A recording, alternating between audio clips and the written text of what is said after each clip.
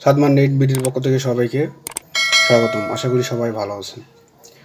আজ আমরা নিয়ে এসেছি যে এনআইডির আমাদের যে 2024 সালের নতুন নিয়মে এনআইডির যে আবেদন প্রক্রিয়া শুরু হয়েছে, নতুন ভোটারের আবেদন। আসলে এই আবেদনগুলো করতে আমাদের কী কী কাগজপত্রের প্রয়োজন হয় এবং এই নতুন নিয়মে যে সরকার পরিবর্তন হওয়ার পর কী আইন জারি করেছে সেটি আমরা দেখব। আসলে যারা 18 বছর পার হয়েছে বা 18 বছরের উপরে গিয়েছে তারাই ভোটার আবেদন করতে পারবেন এবং নতুন ভোটার হালনাগাদ যে কার্যক্রম প্রক্রিয়া চলছে সেটি আপনারা হালনাগাদ করতে পারবেন। আসলে এই নতুন ভোটার হালনাগাদ যে কাগজপত্রগুলোর প্রয়োজন সেগুলো দেখে নেব। জাতীয় পরিচয়পত্র রেজিস্ট্রেশন, নতুন ভোটার হওয়ার জন্য কি কি কাগজপত্র লাগে। আসলে এটা একটা যে এনআইডির একটা ওয়েবসাইট থেকে এটা নেওয়া, আসলে যে বাংলাদেশ নির্বাচন কমিশন যে ওয়েবসাইট আছে সেখান থেকে নেওয়া। আসলে যাদের বয়স 18 বছরের ঊর্ধ্বে হয়েছে তারাই শুধু আবেদন করতে পারবে। আমরা প্রথমে 1 নম্বর দেখছি যে জন্ম সনদের ফটোকপি। আসলে যাদের জন্ম সনদ যেটি অনলাইন করা আছে সেই সনদপত্রটি অবশ্যই প্রয়োজন আছে, আর এটি অবশ্যই অনলাইন করা থাকতে হবে, বাংলা ইংলিশ। 2 নম্বর পিতামাতার জাতীয় পরিচয়পত্রের ফটোকপি। আপনাদের যে পিতামাতা আছে সেই পিতামাতা জাতীয় পত্রের ফটোকপি অবশ্যই লাগবে। 3 নম্বরে আমরা দেখতে পাচ্ছি চেয়ারম্যান কর্তৃক প্রত্যয়নপত্র। চেয়ারম্যান কর্তৃক একটা প্রত্যয়নপত্র আমাদের চেয়ারম্যানের কাছ থেকে নিতে হবে। 4 নম্বরে শিক্ষিত হলে এসএসসি সনদ সহ শিক্ষাগত সনদের সত্যায়িত ফটোকপি। যদি কেউ জিএসসি বা পঞ্চম শ্রেণী বা এসএসসি ইন্টার পাস করে থাকে তাদের একটা অবশ্যই সার্টিফিকেটের একটা সত্যায়িত কপি এখানে দিতে হবে।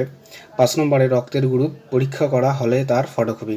আপনার যে ব্লাড গ্রুপ আছে তার একটা ফটোকপি লাগবে বা পরীক্ষা করার পর ওই ফটোকপিটি দেওয়া লাগবে। 6 নম্বরে বিদ্যুৎ বিল, যদি বিদ্যুৎ বিল কারো থাকে বা বাড়ির সেটি অবশ্যই দিতে হবে প্রযোজ্য ক্ষেত্রে। প্রযোজ্য নয়, যদি আপনারা দিতে চান দিতে পারবেন। জমির কাগজপত্র প্রয়োজন ক্ষেত্রে, যদি জমির কাগজপত্র আছে তাহলে দেবেন, না থাকলে নাই। 8 নম্বরে ভোটার হই না মর্মে অঙ্গীকারনামা। আসলে যে ভোটার হওয়ার জন্য একটা অঙ্গীকারনামা আছে সেটি আপনাদের নিতে হবে।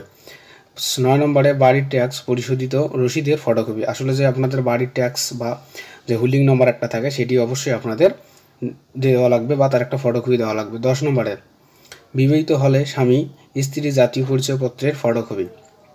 যদি সে বিবাহিত হয় তার জন্য বা তার স্বামীর বা যে স্ত্রীর একটা ফটোকপি তাকে দিতে হবে। আর যারা স্টুডেন্ট তো তাদের ক্ষেত্রে এটি লাগবে না। বিবাহিত সনদপত্রের ফটোকপি। 11 নম্বরে বিবাহিত সনদপত্রের ফটোকপি, যে যারা বিবাহিত তাদের এই সনদপত্রের প্রয়োজন। আর 12 নম্বরে লেখা আছে নাগরিক সনদ। আপনাদের চেয়ারম্যান কর্তৃক যে একটা নাগরিক সনদ ইউনিয়ন পরিষদে পাওয়া যায় সেটি আপনাদের অবশ্যই নিতে হবে। আর এটি আবেদন করার জন্য আরও কিছু যে নিয়ম আছে বা যে আমরা আবেদন করব সেই আবেদন প্রক্রিয়ারই কিছু নিয়ম আছে সেটি আপনাদের দেখিয়েছি। আর যাদের 18 বছর হয়েছে তারাই শুধু আবেদন করতে পারবে। ভোটার হওয়ার জন্য নিবন্ধন করতে হবে, যে আমরা যে ভোটার হব তার জন্য আমাদের এটা একটা নিবন্ধন করতে হবে।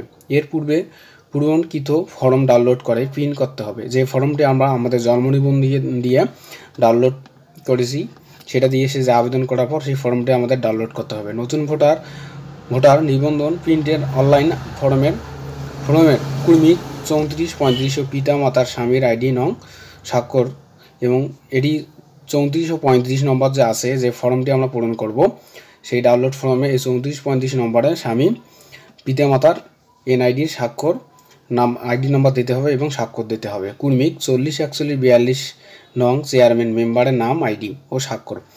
40, 41, 42 যে আছে সেখানে যে আপনার চেয়ারম্যান আছে বা মেম্বার আছে সেখানে তার আইডি নম্বর ও স্বাক্ষর অবশ্যই দিতে হবে, সিলও দিতে হবে। এরপর SMS পাওয়ার পর অফিসে এসে বায়োমেট্রিক আপডেট করতে হবে।